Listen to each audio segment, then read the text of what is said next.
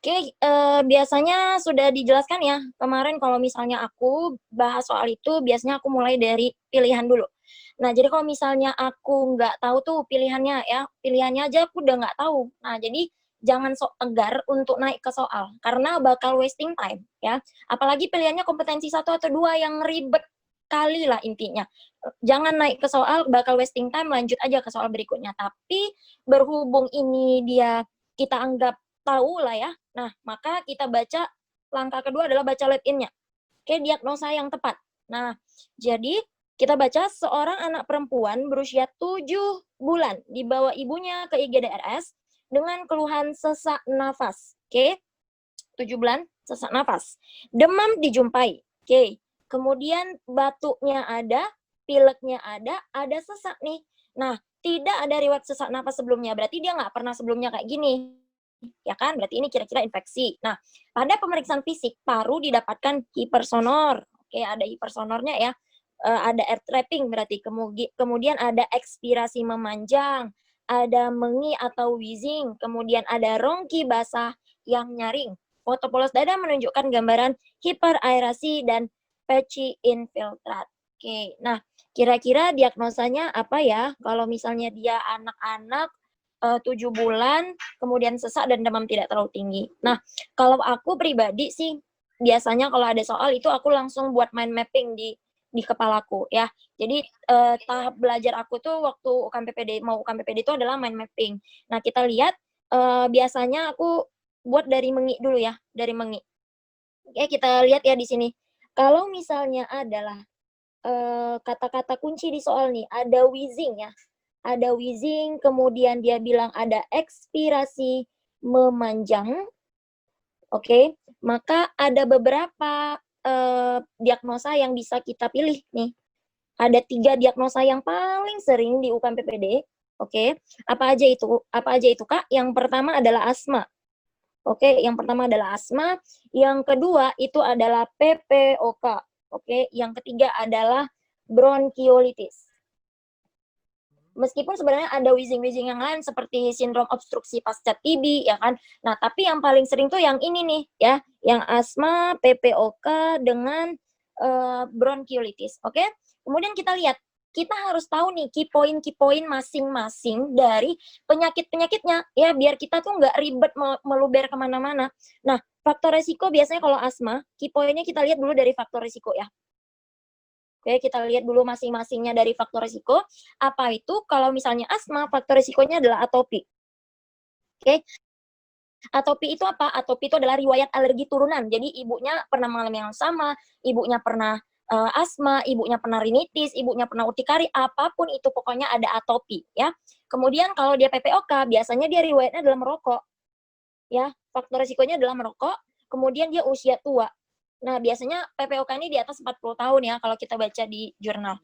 Kemudian kita lihat untuk yang asma, dia biasanya usianya muda. Oke, asma biasanya usianya muda. Kemudian kalau bronkiolitis gimana? Biasanya bronkiolitis faktor risikonya adalah anak-anak di bawah 2 tahun. Oke, note di bawah 2 tahun. Nah, apalagi langkah selanjutnya kita untuk membedakan dede-dede wheezing. Oke. Nah, yang kedua itu ada dari X-ray. Kalau asma, X-ray-nya dia normal. Ya, asma X-ray-nya normal. Kemudian kalau dia PPOK nanti dia X-ray-nya banyak ya. Dia akan bilang hiperlusen. Oke, kemudian dia akan bilang sela iganya melebar. Oke, kemudian dia akan bilang jantungnya pendulum ya, jantung pendulum mungkin semalam udah dijelasin ya. Bahwasanya jantungnya seperti teardrop, kayak gantung, kurus. Oke. Kemudian dia diafragmanya mendatar. Diafragmanya mendatar. Nah, ini dia kalau kita mau ngarahin ke PPOK. Kalau kita mau ngarahin ke bronkiolitis, apa X-ray-nya? X-ray-nya adalah patchy infiltrat. Oke, adanya patchy infiltrat ini khas ya. Kemudian adanya air trapping. Oke, air trapping. Nah, jadi karena di soal kita lihat ya bahwasannya dia itu 7 bulan, berarti bisa asma, bisa bronkiolitis kan ya. Nah, tapi kita lihat lagi, ada wheezing tadi. Kemudian berarti PPOK nggak mungkin nih kan ya. PPOK nggak mungkin.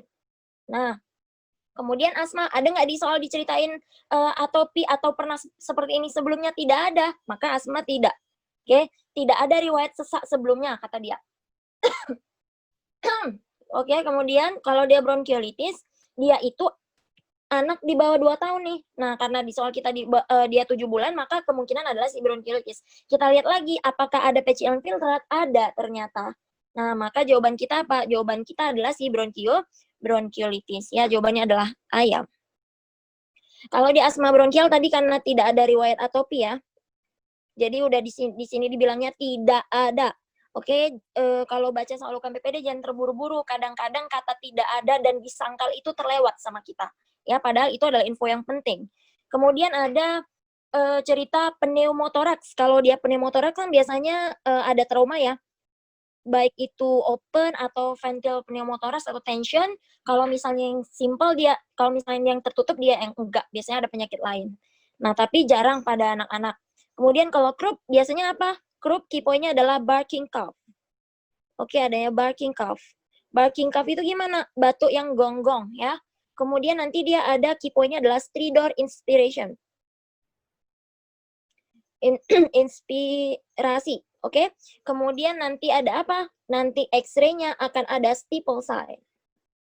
Oke, ada steeple sign. Steeple sign itu seperti apa? Jadi nanti ini X-ray dari cervicalnya kita lihat bahwasanya ada udara di sini nih. Nah, jadi udaranya kayak bentuk segitiga ya, dibilang steeple sign kayak puncaknya gereja ya. Steeple sign atau nanti dia bilang wine bottle sign. Mana yang kecil aku? Oke, wine bottle sign. Oke, nah itu kalau kalau croup ya. Kalau misalnya dia ngarahin ke pertusis, kemarin sudah dijelasin ya, pertusis ya. Kalau pertusis dia ada whooping cough. Oke, dia ada whooping cough atau dia pokoknya dia batuk yang berkali-kali sampai ada melengking di ujungnya atau dia batuk bahkan sampai muntah. Ya, sangkinkan kuatnya batuknya itu, ya. Batuk dia sampai muntah, kemudian nanti ada kata-kata subconjunctival bleeding. Sayang lah. Enggak sayang. Ada subconjunctival bleeding ya. Subconjunctival bleeding ada perdarahan karena dia terus-terusan batuk, akhirnya tekanan dari intravaskularnya meningkat, akhirnya vaskularnya pecah, ya. Jadinya gitu dia untuk yang pertusis. Nah, itu ya, jadi jawaban kita adalah yang ayam. Oke. Bronkiolitis. Oke, aku jelasin terlebih dahulu ya. Ini gambar dari bronkiolitis. Mungkin gambar PC infiltratnya di sini nggak kelihatan, tapi di sini ada gambaran seperti putih nih. Nah, ini adalah gambaran apa? Gambaran dari apa ya? Udaranya nggak masuk atau atelektasis yang sebagian ya. Udara tidak masuk. Nah, kenapa udaranya tidak masuk? Karena tadi dia ada mukus plak tuh pada ininya, pada bronkiolusnya sehingga air trapping. Akhirnya apa? Akhirnya parunya nggak terisi udara. Seperti ini warnanya putih gitu ya. Kalau dibilang patchy infiltrate nanti ada sebenarnya infiltrate juga, cuma nanti dia gambaran warna putih. Jadi seperti patch gitu katanya. Ya, itu bronkiolitis. Clear? Untuk nomor 41, kita lanjut untuk nomor 42. Oke. Nah, nomor 42, apakah tata laksana farmakologi yang tepat untuk mengontrol keluhan pasien tersebut ya? Nah, kita lihat seorang perempuan 22 tahun, oke, dibawa ke IGDS dengan keluhan sesak nafas. Nah, sesak nafas saat di anamnesis pasien menjawab dengan penggal kalimat, ya, berarti saya sakit, Dok. Nah, itu penggal kalimat ya. Kemudian mengaku lebih nyaman dengan posisi duduk ya. Terakhir kambuh itu 1 bulan yang lalu. Nah, terakhir kambuh 1 bulan yang lalu ya. Pasien sering mengalami hal yang serupa sejak umur 5 tahun. Oke, berarti ada hal yang sama dalam keluarga ibu memiliki alergi ya. Berarti ada kata-kata atopi di sini ya. Ada riwayat alergi bawaan. Oke, nah kemudian kita lihat dari hasil pemeriksaan fisik didapatkan tekanan darahnya normal, nadinya normal, laju pernafasannya meningkat ya karena dia sesak tadi. Kemudian suhunya normal. Oke, nah kita lihat tadi kan sudah saya bilang bahwasanya kalau misalnya ada pasiennya sesak, ya, sesak nafas, kemudian ada wheezing, ya, terutama tadi ada wheezing dan ada riwayat atopi, ada riwayat atopi, maka ini kita bilang dengan apa? Ini kita diagnosa dengan asma. Ya, sepakat kita diagnosa dengan asma ya. Nah, kemudian kita lihat ya untuk asma. Nah, jadi asma itu ada klasifikasinya nih. Nah, kita klasifikasikan dulu berdasarkan 2 dia. Oke, ada 2. Klasifikasinya. Nah, apa itu klasifikasi dari asma? Nah, klasifikasi dari asma itu yang pertama ada berdasarkan kekerapan ya, kekerapan atau kekambuhan katanya. Nah, baru ada berdasarkan derajat serangan. Oke, berdasarkan derajat serangan. Nah, jadi kita lihat kalau berdasarkan derajat kekerapan, fungsinya untuk apa? Nah, kadang banyak nggak sedikit juga ya orang yang nggak bisa ngebedain, wih, kapan pakai sabak, kapan pakai laba. Nah, bingung tuh kan. Nah, kalau pertama-tama kita harus tahu dulu nih, asma, derajat kekerapan sama derajat serangan. Kalau dia derajat kekerapan atau kekambuhan, atau kayak bilang gini deh, seberapa sering sih sebenarnya orang ini terkena asma? Ya, 1 bulan tuh seberapa sering? Nah, itu dia kekerapan. Oke? Nah, fungsi dari dibaginya derajat kekerapan adalah untuk menentukan pasiennya butuh kontrol atau tidak. Butuh controller atau tidak. Ya, jadi butuh pengontrol atau tidak. Kalau derajat serangan, ya itu dipakai untuk apa? Dipakai untuk menentukan, untuk menentukan relievernya.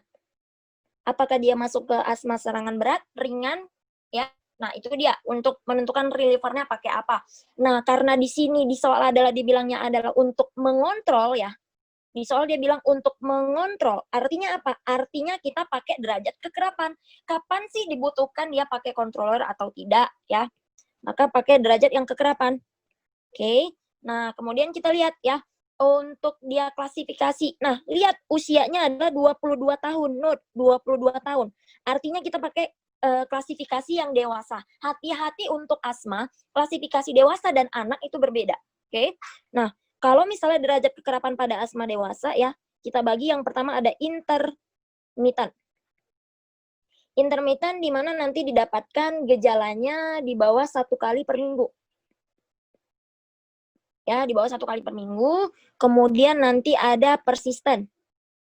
Nah, persisten itu ada persisten ringan ya. Persisten ringan di mana nanti dia gejalanya muncul nih di atas 1 kali per minggu. Artinya misalnya nih 1 minggu itu ada 7 hari ya. Jadi dia muncul 2 hari. Tapi dia nggak tiap hari ya. Nggak 7 hari 7 harinya dia mentok tuh sesak gitu. Nggak. Kalau misalnya dia yang ketiga itu ada persisten sedang. Oke, kalau dia persisten sedang itu apa? Dia nanti gejalanya tiap hari. Nah, gejalanya nih tiap hari. Jadi Senin, Selasa, Rabu, Kamis, Jumat, Sabtu, Minggu tiap hari dia sesak ya. Kemudian kalau misalnya dia yang persisten berat, nanti dia akan bilang setiap saat. Jadi gejalanya tuh 1 hari tuh nggak ada fase reliefnya dia, ya. Ini terus menerus.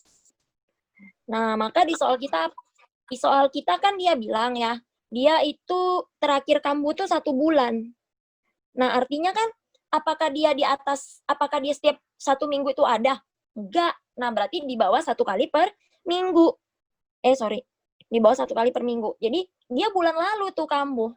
Artinya apa? Artinya 1 minggu sekalipun nggak ada dia kan berarti di bawah 1 kali per minggu. Maka kita masukkan dia ke yang intermittent. Nah, problemnya adalah kalau dia yang intermittent dia tidak butuh controller. Nah, jadi dia butuhnya cuma reliever aja. Kapan dia sesak pakai reliever, kapan dia sesak pakai reliever kayak Saba gitu ya kan. Nah, kemudian kalau misalnya dia persisten ringan, dia butuh controller. Controllernya apa? Pakai ICS. Nah, inhale corticosteroid ya, di mana dia dosis rendah nanti dia pakai 200 sampai 400 mikrogram. Kemudian kalau misalnya dia yang persisten sedang, oke, nanti dia pakai apa? Pakai ICS yang sedang juga, dia 400 sampai 800. Oke, plus nanti dia ditambah dengan laba. Ya, laba. Nah, kemudian nanti ada ICS di atas 800 ya. Nanti untuk yang persisten berat, maka nanti dia ditambahkan dengan laba. Oke. Nah, nanti juga diperlukan ditambahkan dengan si teofilin. Ya, nah maka kita lihat ini diagnosanya asma persisten intermittent. Asma intermittent. Nah, kalau dia asma intermittent, maka kita tidak perlu obat untuk kontrolernya. Seperti itu ya. Clear ya untuk asma. Oke. Kemudian kita lanjutkan nomor 43. Oke, 43 ini kita sudah masuk ke kardio ya. Nah, pemeriksaan selanjutnya yang disarankan adalah, ya berarti dia nanya pemeriksaan penunjang nih. Pemeriksaan, ya. Seorang laki-laki 50 tahun datang ke IGD dengan keluhan utama sering merasa nyeri dada menjalar ke punggung. Nah, ini adalah ciri khas nyeri dada yang dari jantung, dari kardiak. Oke. Sejak 3 bulan terakhir, nyeri berkurang dengan istirahat. Ya, ini key point juga. Riwayat hipertensi di sangkal, pasien merokok 2 bungkus per hari. Pemeriksaan apa yang selanjutnya harus dilakukan? Oke, yuk kita buat mind map-nya yuk. Nah, kalau misalnya adalah, ya kan, dia bilang nyeri dada. Nyeri dada ini sebenarnya banyak ya, nyeri dada heartburn, dia bisa ke GERD, ya. Nyeri dada nanti dia habis trauma dia bisa ke paru ya, bisa ke hematotoraks, bisa ke pneumotoraks. Nah, jadi kita harus sepakati dulu bahwasanya nyeri dada yang kardiak itu seperti apa? Nyeri dada yang karakternya itu adalah menjalar ke punggung. Oke, dia akan menjalar ke punggung. Nah, atau nanti dia bilang seperti tertimpa beban berat. Nah, jadi ini adalah khas dari si kardiak ya, nyeri dada yang kardiak. Nah, kemudian kalau udah ada seperti inilah salah satu dari ini. Nah, maka kita sepakati bahwasanya ini adalah penyakit jantung koroner. Ya, adalah penyakit jantung koroner.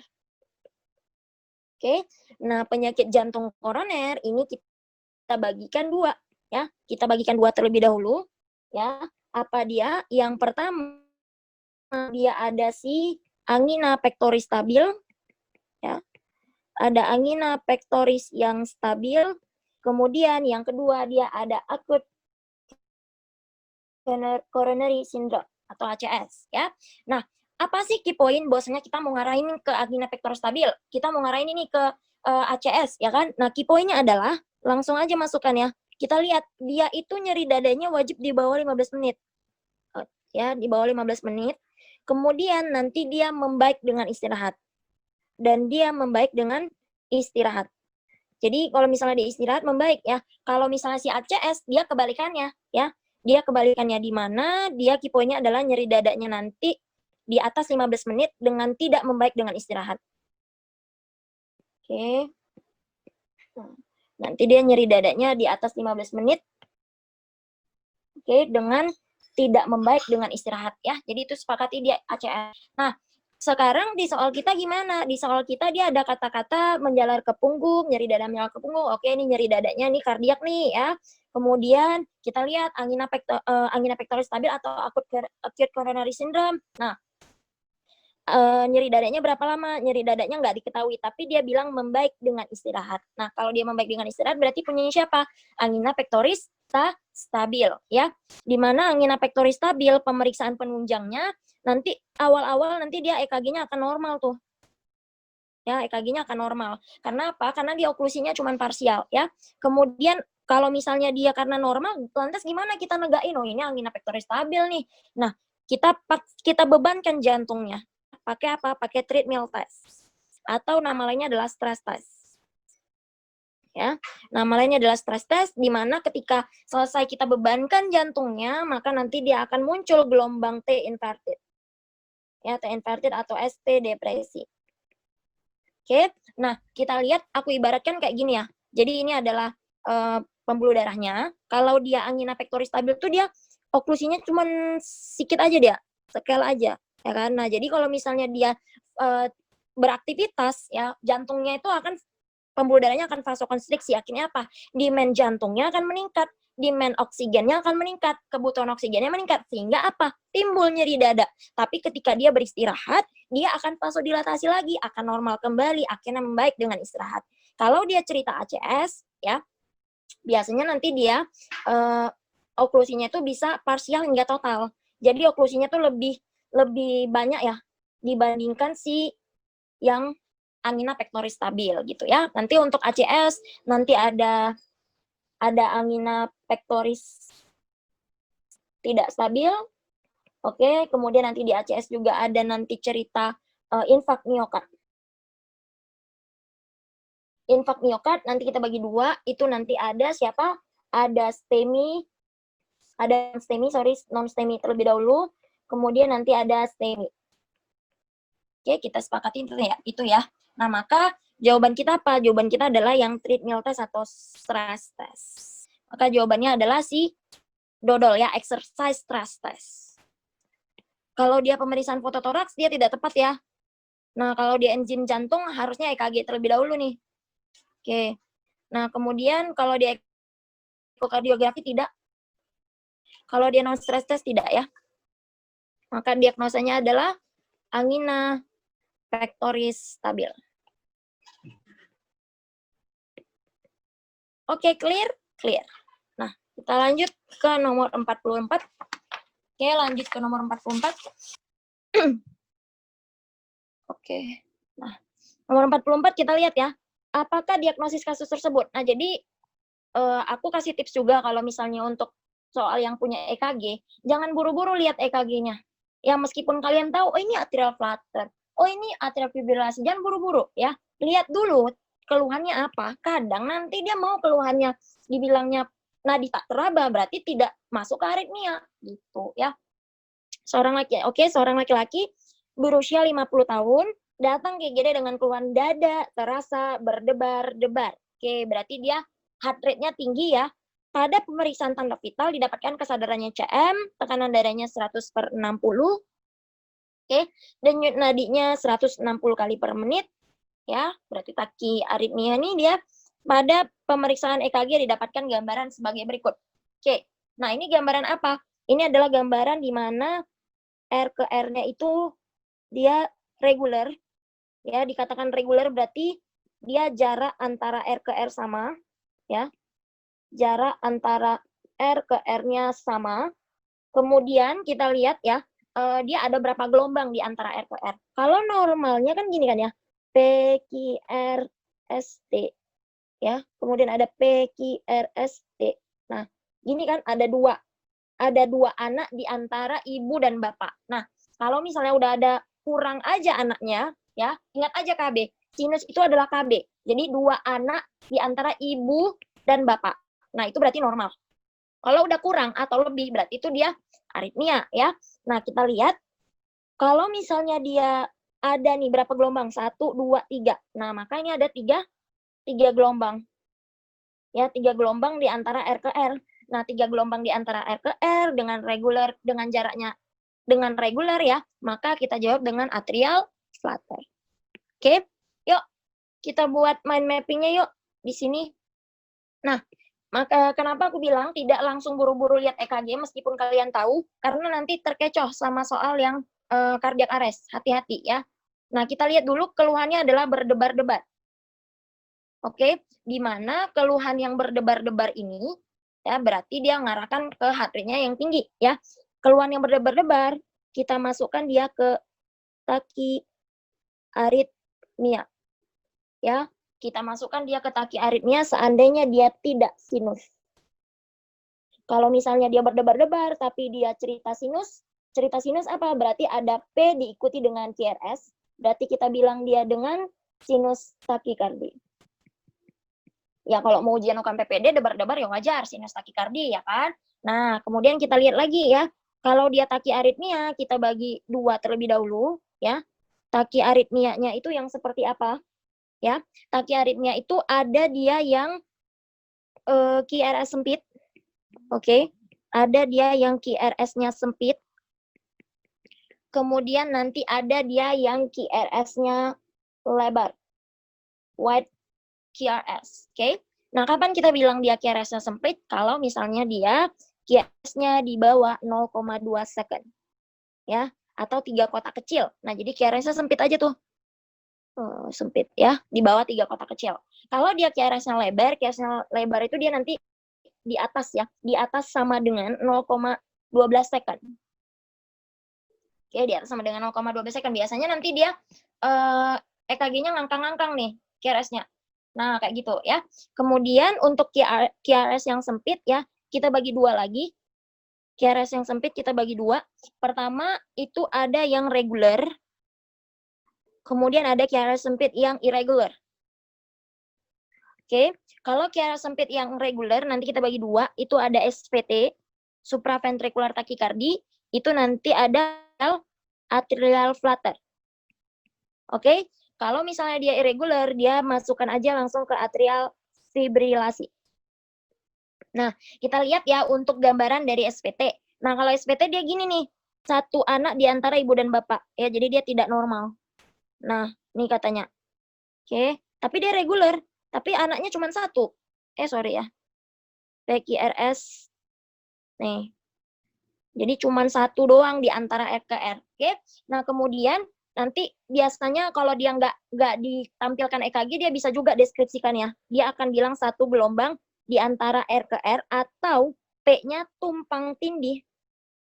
P-nya tumpang tindih dengan T. Jadi harusnya di sini ada gelombang T ya, tapi di sini nggak ada. Jadi tumpang tindih gara-gara saking cepatnya dia ya. Kemudian kita lihat kalau dia atrial flutter dia ada gambaran lebih dari 2 gelombang ya antara R ke R. Nah, tapi dia regular. Ini dia lebih dari 2 gelombang antara R ke R ya, atau yang kita bilang nanti dengan sawtooth. Ya, jadi kayak gambaran gigi gergaji untuk si atrial flutter. Karena di soal kita adalah gambarannya seperti ini, ya ada gambaran seperti gigi gergaji, maka jawaban kita adalah si atrial flutter. Oke. Nah, itu dia. Kalau misalnya di atrial fibrilasi itu dia kayak gini, dia P-nya getar. Ya, nggak jelas, kadang sama, kadang enggak, kadang sama, kadang enggak, kayak gitu ya.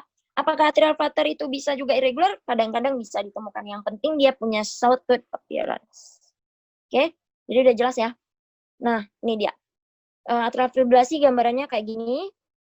Oke, nggak sama dia. Kemudian kita lihat nih, ada yang QRS lebar karena ada di soal di pilihannya, jadi aku jelasin ya. Nah, kalau dia QRS lebar, nanti kita bagi juga dua ya. Ada yang dia regular, kemudian nanti ada dia yang irregular. Kalau misalnya dia yang regular, nanti dia kita bilang dengan ventricular tachycardia. Ya, kita bilang dengan ventricular tachycardia. Nah, ventricular tachycardia baru nanti kalau dia yang irregular kita bilang dengan ventricular fibrilasi. Kayak di mana ingat kalau misalnya aku ingatnya gini, kalau dia QRS lebar dia ngangkang-ngangkang ya. Jadi lebar-lebar tapi dia teratur gitu. Kalau dia fibrilasi kayak tulisan dokter, nggak jelas ya. Jadi itu dia ventricular fibrilasi, oke? Jadi tidak jawabannya ventricular fibrilasi ya. Kemudian tidak SVT dan tidak ventricular tachycardia. Maka jawabannya adalah yang ayam. Clear untuk di sini. Kemudian kita lanjut untuk soal nomor 45. Oke. Nah, kita lanjut soal nomor 45. Apakah diagnosis pada pasien di atas ya? Seorang perempuan berusia 44 tahun datang ke IGDRS nih dengan keluhan berdebar-debar. Oke, langsung lanjut kita ke mind map kita yang tadi. Beberapa jam yang lalu, pasien menyangkal adanya nyeri dada. Nggak ada nyeri dada. Dilakukan pemeriksaan fisik, didapatkan denyut nadinya 170. Tachyarrhythmia. Dilakukan EKG, didapatkan gambaran seperti berikut. Nah, oke, karena tadi ini sebenarnya udah aku jelasin ya. Untuk yang di sini. Bentar.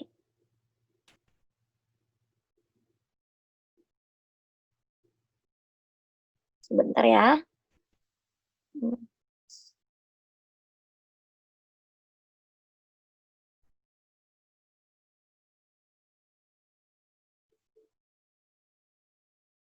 Nah, karena aku tadi udah jelasin yang di sini. Oke. Biar rapi catatannya. Nah, maka kita langsung aja. Karena dia irregular. Sorry, QRS sempit lebar, debar-debar, QRS sempit lebar. Ya. Nah, kalau misalnya dia QRS sempit, langsung masuk dia lihat regular atau irregular. Nah, karena jarak R ke R-nya tidak sama, Maka ini kita bilang apa? Ini kita bilang dengan atrial fibrilasi. Apalagi P-nya nggak jelas. P-nya kayak bergetar, ya. Kalau ventricular tachycardia tadi sudah aku jelasin, di mana tadi dia ada QRS-nya sempit, kemudian dia hanya satu gelombang. Oke? Kemudian kalau dia ventricular tachycardia, dia QRS-nya lebar, kemudian dia regular.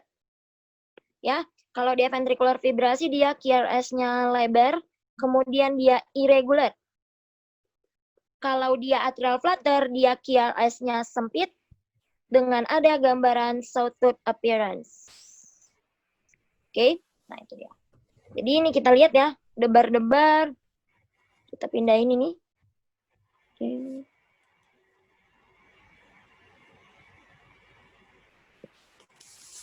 Kita pindahin yang ke sini ya. Maka dia berdebar-debar, tachyarrhythmia, dia tidak sinus ya, nggak kelihatan PQRS-nya, kemudian dia regular dan atrial fibrilasi. Maka jawabannya adalah yang cantik. Ini masih gampang ya yang ini. Oke, kita lanjut. Nomor 46. Nah, pada pemeriksaan EKG didapatkan gambaran seperti berikut. Tata laksana kondisi pasien. Oke, berarti kalau dia nanya tata laksana, kita harus tahu dulu nih diagnosanya apa. Oke, kita wajib tahu diagnosanya apa. Nah, kalau misalnya dia, kita lihat ya, seorang perempuan berusia 24 tahun datang ke IGD dengan keluhan berdebar-debar sejak 2 jam yang lalu. Oke, pada pemeriksaan didapatkan tekanan darah 80 per palpasi, ya, heart rate-nya 130, nah, RR-nya 23, suhunya febris. Pada pemeriksaan fisik, akralnya dingin. Ya, warning, akral dingin dengan TD-nya 80 per palpasi. Tentuin dulu nih, debar-debarnya ini diagnosanya apa? Yuk, dia sinus atau enggak? Dia tidak sinus. Oke, dia tidak sinus. Kemudian dia QRA sempit atau lebar. Dia sempit, dia cuma satu kotak doang. Ini cuma satu kotak kecil, ya. Nah, berarti kita bilang dia sempit. QRS-nya sempit. Kemudian kita lihat dia regular, irregular. Sama ya, jarak antara R ke R-nya seragam. Berarti dia kita bilang dengan regular. Kemudian dia ada berapa gelombang di antara R ke R. Oke, ada cuman satu gelombang. Nah, kalau dia satu gelombang, berarti kita diagnosa tadi sepakat apa? Supraventricular tachycardia. Oke, supraventricular tachycardia. Nah, supraventricular tachycardia, di mana kita lihat ya, kalau untuk tata laksana aritmia, yang paling penting kita lihat adalah dia stable or unstable, ya. Dibagi dua, dia stabil atau dia unstable. Oke, nah kalau misalnya dia yang stable, nanti dia keluhannya apa? Kapan kita bilang dia stable? Kita bilang dia stable kalau dia keluhannya berdebar-debar, ya berdebar-debar. Kemudian cuman berdebar-debar. Kalau misalnya dia tidak stabil, maka apa keluhannya? Keluhannya ada hipotensi. Hipotensi di sini nanti dibilangnya di bawah 90 per 60 ya. Kemudian dia nyeri dada. Kemudian nanti dia ada tanda-tanda penurunan kesadaran. Kemudian ada tanda-tanda dari akralnya dingin. Ya, berarti tanda-tanda shock ini, tanda shock sih sebenarnya. Tanda shock, oke. Kemudian ada tanda-tanda gagal jantung akut. Ya, seperti apa? Seperti nanti ada rongki basal-basal, ya. Rongki basal, kemudian nanti ada rongki basah, kemudian nanti ada cerita sesak nafas juga bisa ya. Pokoknya ada bukti bahwasanya ini gagal jantung akut atau bad wing lah ya, bad wing appearance. Karena di soal kita dia cerita apa? Dia cerita aritmia nih, cerita si SVT, kemudian dia unstable ya karena dia punya hipotensi, kemudian dia punya tanda shock, maka kita pilih algoritma yang dia aritmia unstable. Nah, di mana kalau dia aritmia yang unstable, oke, untuk SVT, ya untuk SVT, nah kalau misalnya dia unstable, SVT yang unstable, maka kita pakai yang kardioversi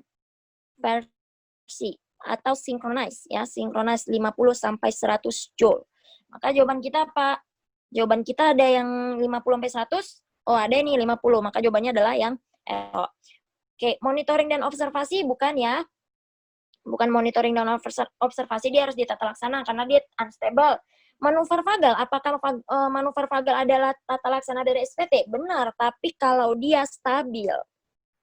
Kalau dia stabil, berarti cuma keluar debar-debar doang. Jadi nanti vagal manuver ini dilakukan 2 kali ya biasanya.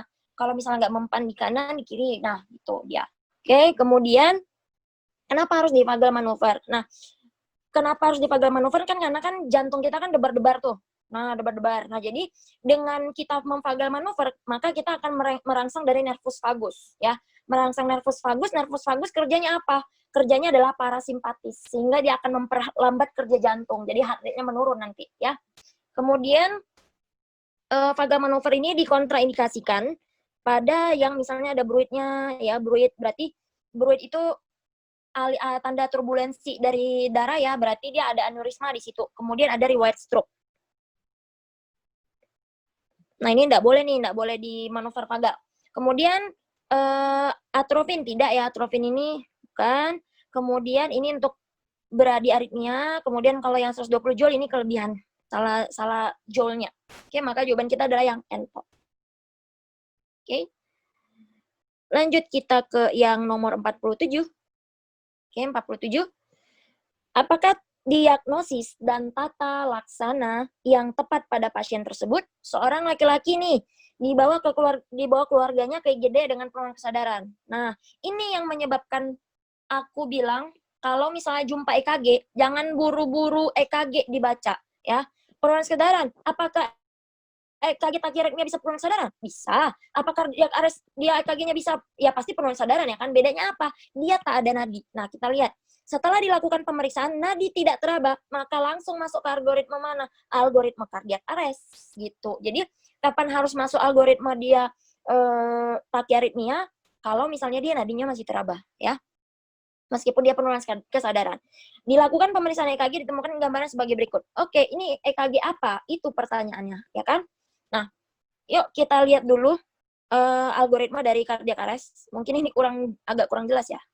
Nah, nggak apa-apa. Jadi, algoritma dari cardiac arrest itu ya, ada irama yang butuh kita tahu nih. Pada irama letal namanya ya, pada cardiac arrest. Nah, jadi kalau misalnya di soal, ya, dia ada cerita nadi tidak teraba. Oke, nadi tidak teraba, langsung masuk aja ke mana? Ke cardiac arrest. Bukan penurunan kesadarannya, karena penurunan kesadaran kan bisa jadi yang aritmia tidak stabil, ya kan? Nah, cardiac arrest. Nah, kalau cardiac arrest, kita masuk ke sini nih, ke algoritma yang ini, ya.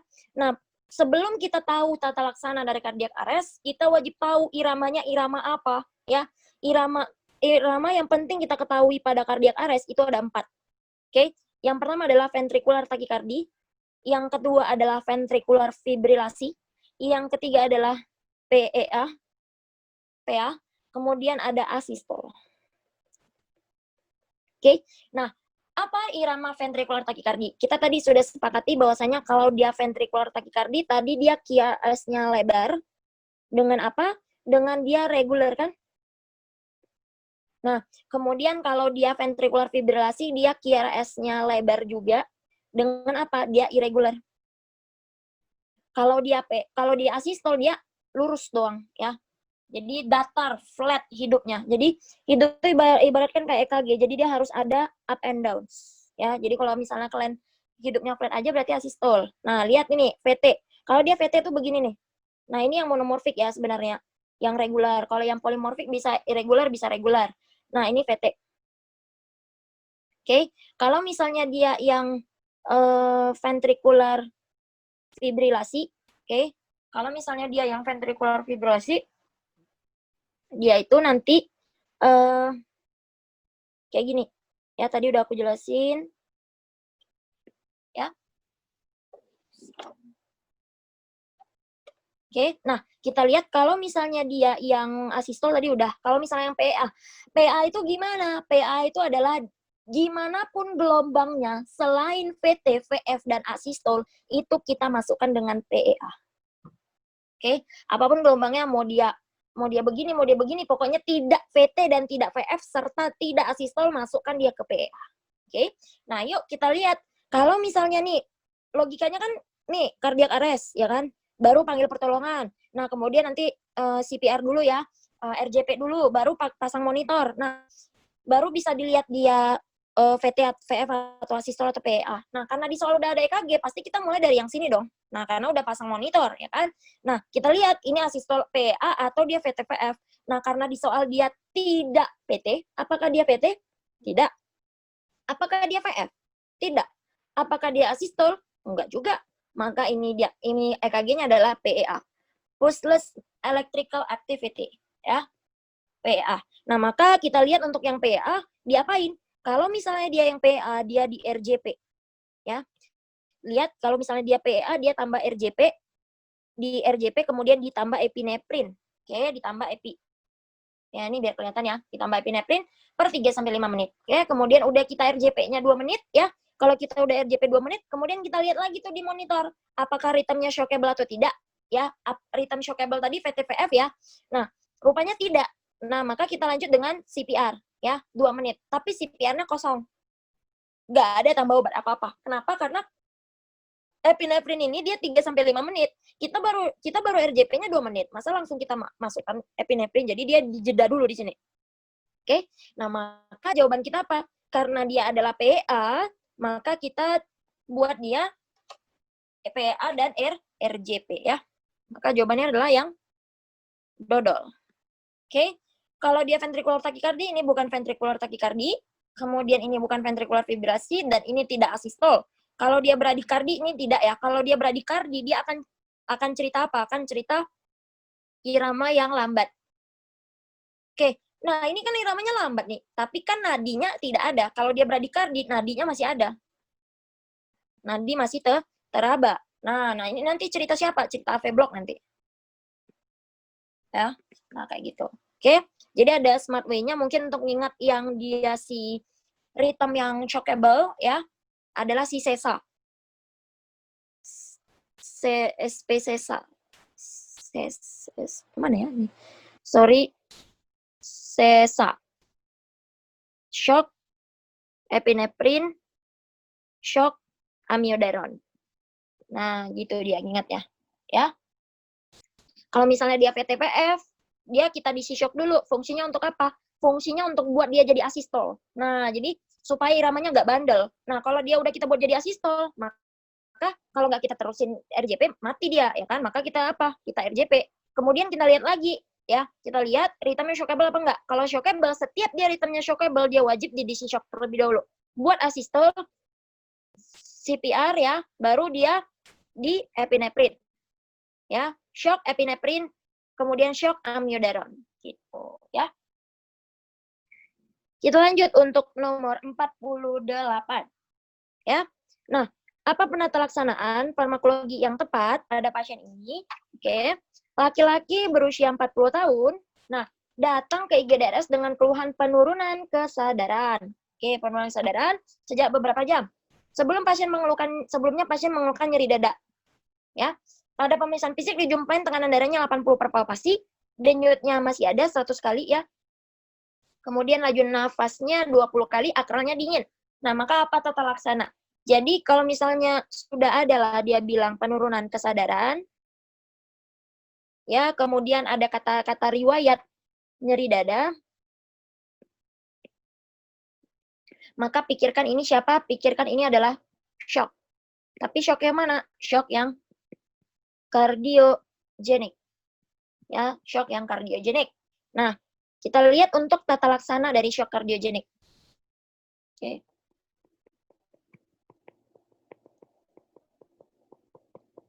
Shock kardiogenik itu tata laksananya kita pakai smart way, dia doa ibu, doa papa, doa nenek.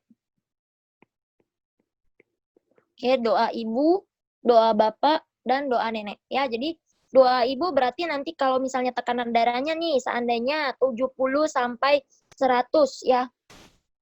Sistolnya nih ya, sistolnya. Jangan nanti gara-gara perpalpasi langsung kalang kabut. Nah, ini sistolnya ya. Sistolnya 70/100 dan dia tidak ada tanda shock,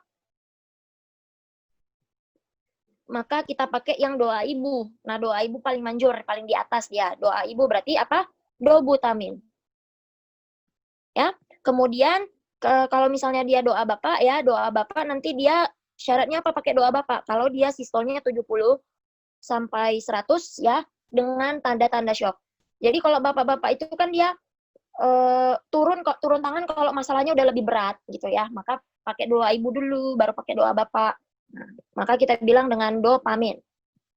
Oke? Kemudian kalau dia pakai doa nenek kapan? Doa nenek itu kalau udah lebih parah lagi. Nah, 70 mm hidragirum.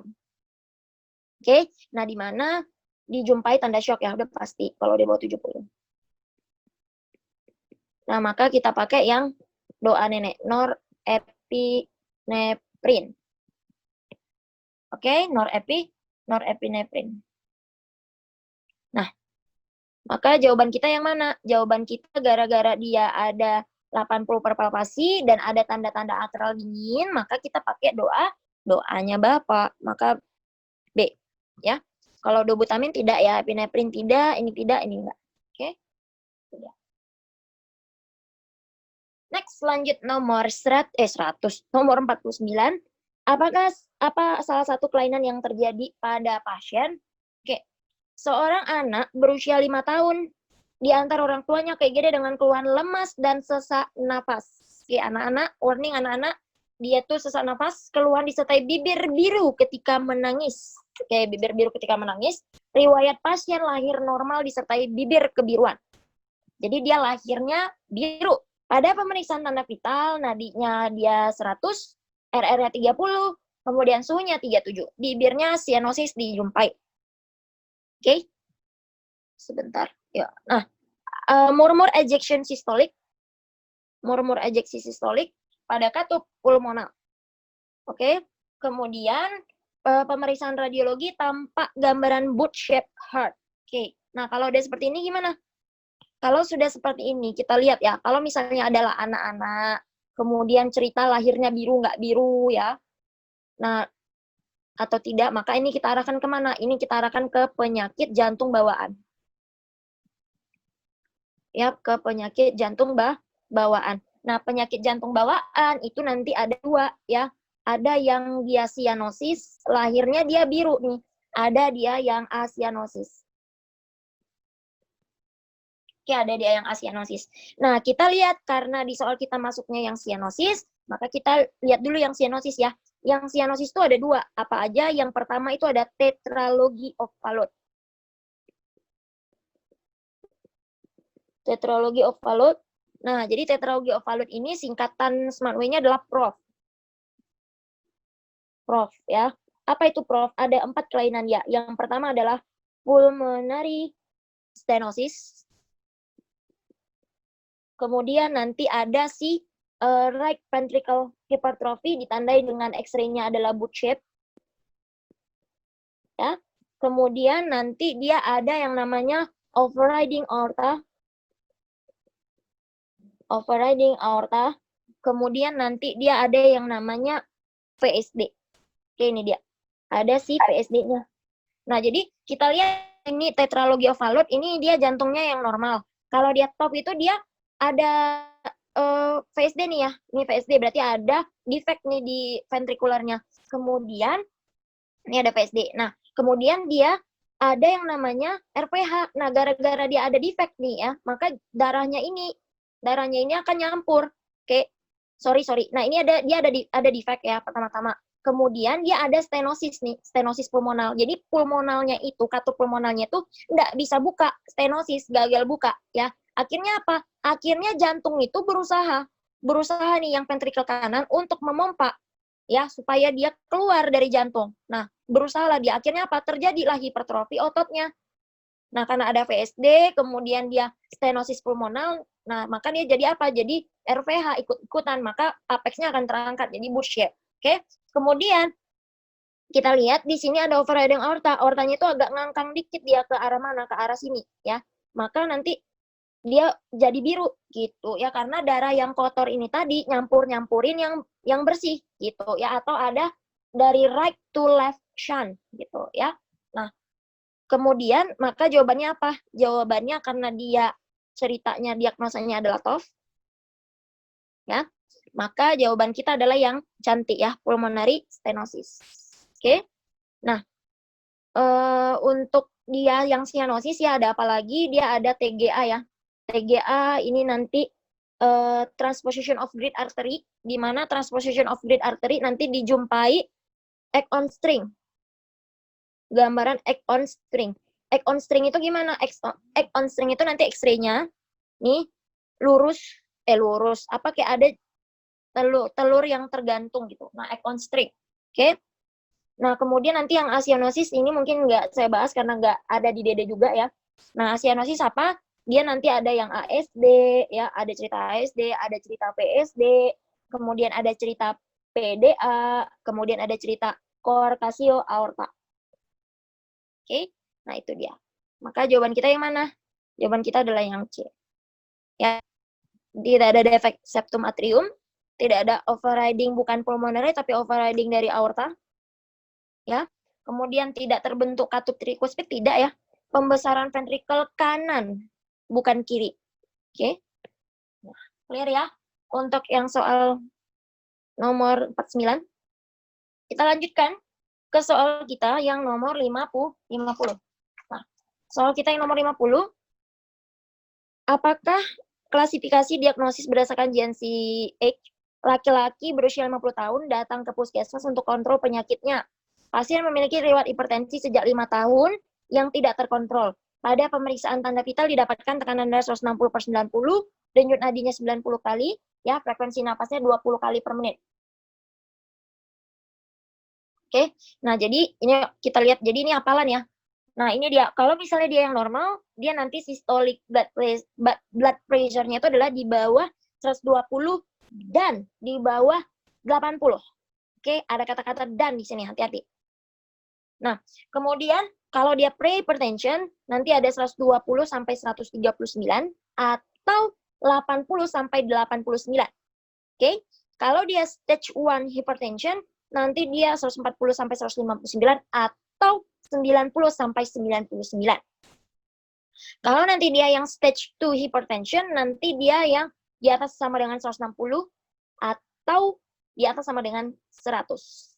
Gitu ya, di atas sampai dengan 100. Maka kita lihat. Nah, ada dia kata-katanya diastolnya berapa? 90/99. Diastolnya punyanya stage 1, tapi kan sistolnya punyanya stage 2. Jadi kalau dia udah ada 1 aja ya, atau langsung masuk ke grade yang lebih berat. Gitu. Jadi kalau misalnya 120 per 8, kalau 120/90 ya masukkan aja dia langsung ke grade yang berat, karena kan kata-kata atau di sini. Kalau dia normal harus done. Ya. Ini dia. Maka jawaban kita yang mana? Jawaban kita adalah yang stadium 2. Ya. Cantik.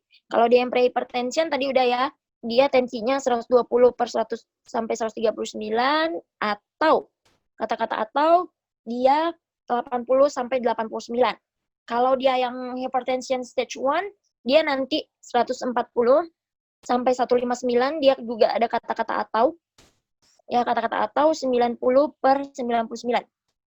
Kalau dia stadium 3 tidak ada. Hipertensi emergensi kalau dia GNC juga dia tidak ada ya. Tapi kalau misalnya dia hipertensi emergensi pun nanti dibilang di atas 180. Ya, di atas 180 dianya. Oke, kira-kira kita buka sesi pertanyaan dulu ya per 10 soal. Ada yang